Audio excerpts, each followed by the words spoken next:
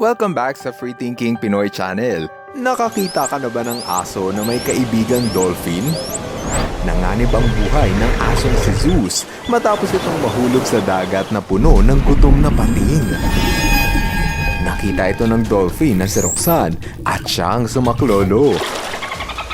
Nang may papalapit na pating, bigla itong hinarangan ng magiting na dolphin. Para iligtas ang buhay ng aso, pinasakay ito ng dolphin sa kanyang likod at saka inihatid pabalik ng yate. Hindi ba't nakakatuwang makakita ng ganitong pagkakaibigan?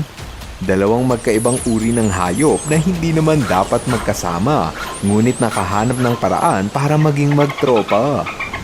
Sa sobrang lawak ng ating mundo, maraming istorya ang katulad nito.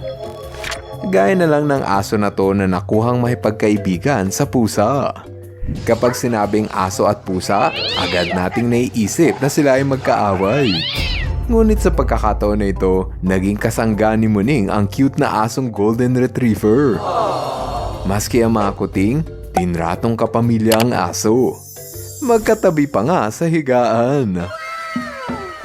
Ito naman ang jaguar na akala mo ay kinakain yung aso. Ang totoo dyan, ang jaguar at ang asong ito ay magkaibigan. Alam naman natin na kayang kumain ng aso ang jaguar. Pero ibahin mo ang jaguar na si Jag at ang aso na si Bullet. 6 na buwang gulang pa lamang si Jag nang makilala niya ang aso na si Bullet. Simula pa lang ng kanilang pagkikita, magkasundo na agad ang dalawa. Pagkalipas ng 5 taon, hindi nagbago ang kanilang pakikitungo. Hindi mapaghiwalay ang dalawang ito at palagi pa rin silang naglalaro. Kapag nagutom ang pusa, hindi ito mag-aalinlangang humuli at kumain ng kalapati.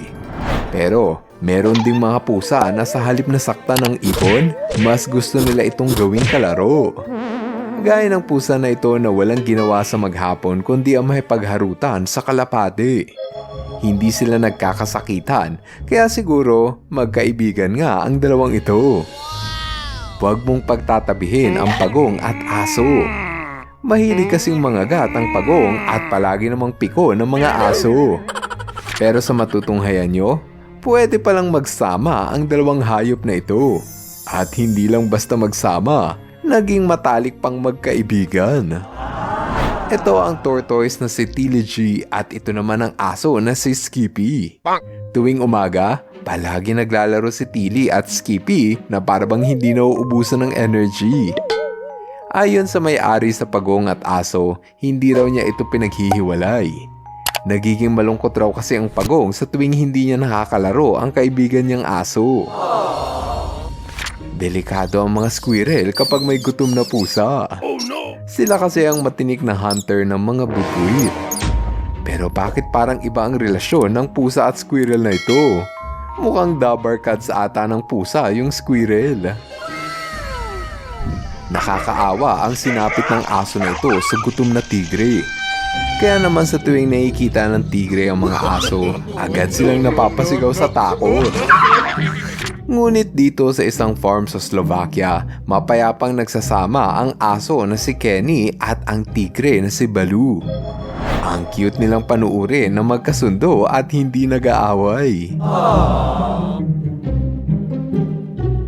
Kung nag-i-enjoy ka sa ating kwentuhan, dapat mo munang pindutin ang subscribe button. Maraming salamat! Sabi nila, mortal na magkaaway ang pusa at baka. Pero pag napanood mo ito, maiisip mong mahirap maniwala sa mga sabi-sabi. Gaya ng baka at pusa na ito, natalo pa ang magjowa sa sobrang kaswitan. Nakakita ka na ba ng seal at aso na magtropa? Ang cute nila, no? Gusto niya pang yumakap. Sa ibang parte ng mundo, ang mga seal at aso ay palaging nagbabangayan sa agawan ng teritoryo. Pero ibahin mo ang dalawang mag-best friend na ito. Sa maniwala ka man o hindi, pwede ring maging matalik na magkaibigan ang pusa at unggoy. Ayon sa kumuha ng video, namatay raw ang nanay ng batang unggoy, kaya ang pusang ito ang humalili bilang bagong magulang. Kung tutuusin, magkaaway naman talaga ang pusa at unggoy. Kaya ang makakita ng ganitong pagkakaibigan ay sobrang espesyal. Maski ang mga aso takot sa mga rhinoceros. Pero hindi lahat ng aso ay takot sa rhino ha. Ang halimbawa nito ay ang aso na si David. Biruin mo yon, nakuha pa niya makipag-BFF sa higanteng rhinoceros na si Esme. Ayon sa salaysay na nagbabantay sa dalawang hayop, naging malapit si David the Rhino kay Esme noong mga bata pa lamang sila. Pagkalipas ng ilang taon, sobrang laki na ni Esme, ngunit hindi ito alintana ni David kahit malaki ang agwat ng kanilang katawan. Magkaiba sila ng lahi, ngunit hindi ito nakaapekto sa kanilang pagkakaibigan. Sa palagay mo, magkaibigan ba ang ibon at aso?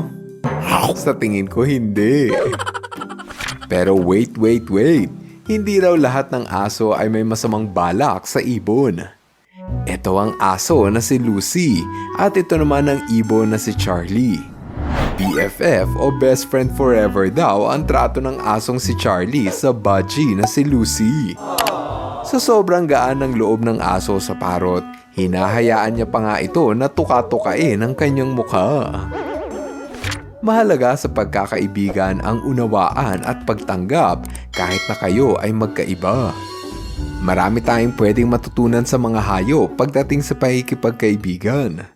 Katulad na lang ng istorya ni Kumbali the Cheetah at ng aso na si Kago. Nagsimula ang kanilang pagkakaibigan nung mga kuting at tuta pa lamang sila. Sa umpisa ng kanilang pagkikita, medyo nag-aalangan sila kung dapat ba silang maglaro. Kinalaunan, natutuhan nilang magtiwala sa isa't isa at maging magkasangga. Itinuro ni Kumbali the Cheetah at Kago the Dog na ang sikreto sa masayang pagkakaibigan ay ang pagtanggap kahit na tayo ay magkakaiba.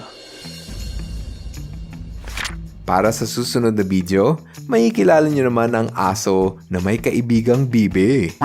Siya si Oggy the Dog at ito naman si Biggie the Dog. Nagsimula din ang kanilang pagkakaibigan noong maliliit pa lamang sila.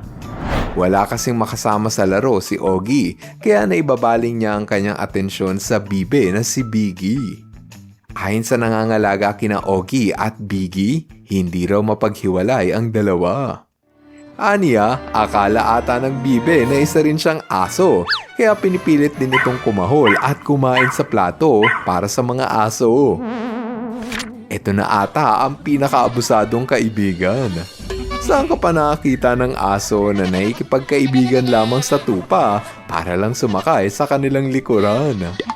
Wow, abusadong aso ito at inuutakan ng kanyang mga kaibigan. Para sa huling video, matutunghayan niyo ang pagkakaibigan ng aso at ng gansa. Ito si Richard at ito naman si Jim the White Goose. Maraming tao ang natatakot sa gansa dahil masyado itong agresibo at mainitin ang ulo. Pero ibahin mo ang gansa na si Jim. Sa tuwing nakikita niya ang kaibigan niyang si Richard, nagiging masaya ang ibon at hindi na sila mapaghiwalay. Pinagtibay ng panahon ang kanilang pagsasama dahil 8 taon na silang magkaibigan. Kahit sila ay mga hayop lamang, pwede tayong matuto sa kanilang istorya. Pinakita ng mga hayop na kahit sila ay magkaiba ng lahi, hindi ito naging hadlang para sila ay maging magkaibigan. Kaya sana kahit magkaiba tayo ng pananaw, paniniwala, relihiyon o politiko na sinusuportahan, sana ay makahanap tayo ng paraan para maging mabuting kaibigan. Ikaw, alin sa mga hayop na inyong napanood ang pinaka nagustuhan mo? Ako kasi, naaliw ako sa istorya ng aso at ng jaguar. Kung ano man ang inyong napili, paki-comment na lang sa ibaba ng video nang mabasa namin. Ngayon, andito na tayo sa ating shoutout portion. Hello kay Cedi de la Cruz. Hello rin kay Princess Jane at Princess Jessica Ebrada. What's up kay Nicole Rosilio at Siren Gutierrez. Shoutout kay Renz JD Serrano. At kina Tequila, Francesca, Kim, Rain, Andrio, Rishan, Artie, at Noni. At happy birthday kay Arnie. Maraming salamat sa inyong panunood. Now, see you guys on our next video. Bye-bye! Ka-FTP viewers, thank you so much sa panonood mo na aking video. Kung nagustuhan mo ang video na ito, subscribe na sa FTP channel. Don't forget to hit the bell button para updated ka sa mga bagong videos. Paalam!